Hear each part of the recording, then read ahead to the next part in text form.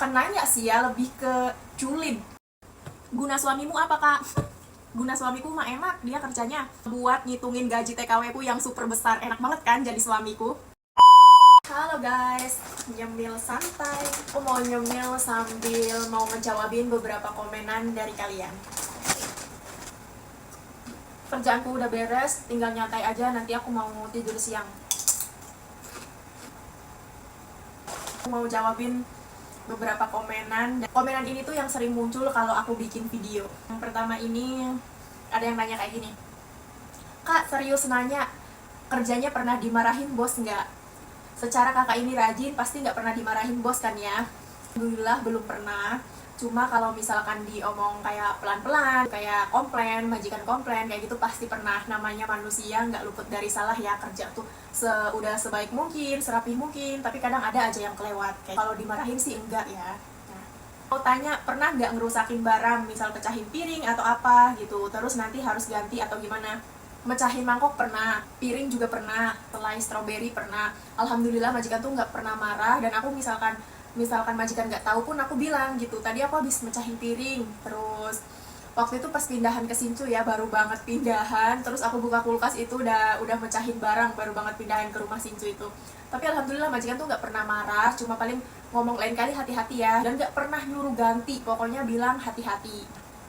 Ceritain Kak, awalnya ada keraguan nggak untuk memutuskan kerja di sana? Terus akhirnya hal apa yang membuat Kakak yakin? Soalnya aku maju mundur mau daftar. Aku juga nggak ada niatan, seriusan nggak ada niatan mau kerja ke Taiwan. Cuma pas waktu itu aku mau kerja lagi ya, balik kerja lagi ke pabrik-pabrik yang ada di Bogor, daftar lagi. Tapi anakku juga harus aku titipin ke orang tua. Sedangkan aku mikir gini lagi, kalau misalkan aku kerjanya di pabrik-pabrik yang di Indonesia gitu kan, pasti ngumpulin duitnya itu lama, sedangkan anak juga tetap harus dititipin ke orang tua aku yang ada di Indramayu gitu kan. Jadi ya udah, mending sekalian pergi ke luar negeri gitu. Meskipun jarang ketemu anak, seenggaknya ngumpulin buat masa depan tuh cepet. Intinya aku kerja itu pingin punya rumah sendiri, nggak mau ikut orang tua ataupun mertua. Pas aku cuti kemarin ya, Cek beli koper di mana? Nih aku kasih tahu ya, ini aku ada satu lagi koper. Kalau kemarin tuh warnanya pink shimmer kayak gitu. Nah kalau sekarang pinknya itu cerah. Ini aku mau kasih lihat ke kalian. Bentar aku ambil dulu.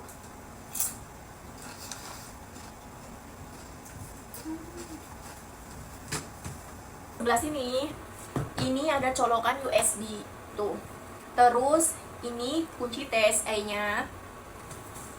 Bagian belakang sini ini ada tempat tumbler minum. Jadi kalau kalian bawa koper, terus ada bawa botol minum, kalian bisa taruh aja ini botol minumnya di sini. Nah, gini tuh. Simple kan? Terus kalian tinggal geret aja kopernya. Gini. Ini mumpung masih ada promo ya. Jadi kalau kalian beli koper ukuran besar kayak aku ini ukuran 28 inch, kalian langsung bisa dapetin dua plastik vakum yang ukurannya 60 x 80. Ini lumayan gede loh. Nah, terus juga dapat pompanya. Kapan lagi kan kalau misalkan beli koper udah digratisin plastik vakum kayak gini. Jadi kalau misalkan kalian mau cuti, baju-baju tuh lebih baik divakumin terus masukin ke dalam koper. Beli koper bisa dapetin plastik vakum dan alat pompanya. Belinya hanya di ESC Mall ya, atau IIC Mall. Pokoknya langsung aja kalian ke akunnya ESC Mall ya, buruan beli kopernya. Ini juga warnanya bagus-bagus, kokoh, double slating tuh, cakep banget, bisa naruh tumbler. Kak, misalkan mau kerja ke Taiwan itu gimana? Kalian daftar dulu ya lewat PT, LPK, atau PJTKI. Tapi aku pesan ke kalian harus cari yang legal. Ini yang sering banget ditanyain pas waktu aku cuti pulang ke Indonesia. Sebenarnya kayak bukan nanya sih ya, lebih ke julid gitu. Guna suamimu apakah? Guna suamiku cuma nerima gajian aku sama ngitungin duit aja, udah. Ya enggak lah ya guys, bukan kayak gitu. Suamiku tuh sekarang udah lagi usaha. Kita tuh udah lagi merintis usaha di rumah. Terus pas aku ke luar negeri juga suami itu kerja di pabrik yang dulu aku kerja di situ juga. Cuma aku nyuruh suamiku buat berhenti karena aku pingin kalau misalkan aku pulang, aku tuh udah ada usaha sendiri. Jadi nggak merintis dari awal gitu loh. Minta tolong suami, hayo bantuin merintis dulu. Aku pulang usaha tuh lagi berjalan, bukan merintis lagi. Terus kan ada yang bilang kayak gini, merintis atau membuka usaha itu pastikan kita berada di zona nyaman kayak gitu. Karena apa? Kalau kita merintis dalam zona yang benar-benar sempit, intinya kayak ekonomi yang benar-benar sulit, itu akan kelihatan lebih sulit ngejalanin usaha. Tapi kalau misalkan kita ada di zona nyaman, merintis usaha gitu, pelan-pelan kita kan masih punya cadangan nih. Ya udah, mau usaha kita jalannya pelan ataupun cepat, kita masih punya uang. Ngerti nggak maksudnya? Kita tuh kalau merintis lebih baik masih di zona nyaman. Misalkan usaha kita amit-amitnya ya berjalan pelan, nggak berhasil, kita masih punya uang tabungan, kita masih ada pemasukan yang lain gitu loh. Jadi makanya kenapa aku nyuruh suami aku buat berhenti kerja dari pabrik gitu ya. Soalnya aku nyuruh suami minta tolong, hayo kita buat merintis usaha bareng-bareng. Nanti aku pulang, usaha kita tuh udah lagi berjalan, bukan perintis lagi. Bukan berarti suami-suami yang ditinggal istrinya kerja ke luar negeri itu nganggur.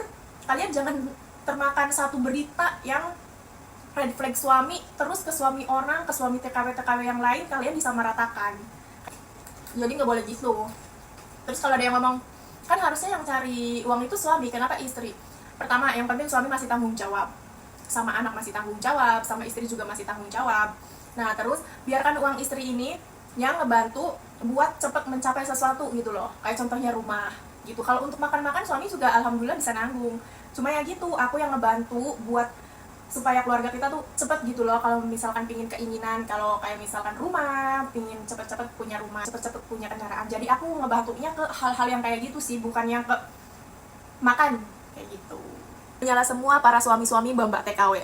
Kenapa anaknya nggak tinggal sama ayahnya, Mbak? Nah, emang kalau misalkan tinggal sama ayahnya mau kerja apa gitu kan? Nanti anakku nggak keurus lagi. Sedangkan kalau misalkan bapaknya nggak kerja, ayahnya nggak kerja, nanti yang ada dibilang cuma ngandelin uang istri. Lebih baik anakku dititipin ke rumah neneknya, orang tua aku ya khususnya. Terus biar ayahnya juga ya tetap cari kerja gitu, tetap kerja, cari duit.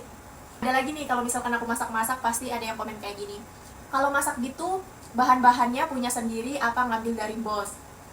Kalau aku ya di majikan tuh kan udah nyediain, pokoknya apa yang dibeli itu aku juga boleh makan. Cuma aku nggak mau yang serakah gitu, atau yang gimana ya, intinya udah mentang-mentang udah dibolehin tapi ngambil seenaknya. Aku nggak gitu ya. Pokoknya aku kalau misalkan mau nih aku masak ya, mau makanan yang aku suka, terus misalkan bahan-bahannya nggak ada ya aku beli sendiri. Kalaupun bahan-bahannya ada, misalkan tinggal sedikit nih, udahlah mendingan nanti dimasak buat mereka aja, aku mending beli sendiri. Kadang suka gitu. Jadi nggak semuanya aku ambil punya majikan, dan nggak semuanya juga aku beli sendiri. Contohnya kayak misalkan cabai, majikan kan nggak mungkin juga ya nyetok cabai banyak-banyak buat apa gitu kan.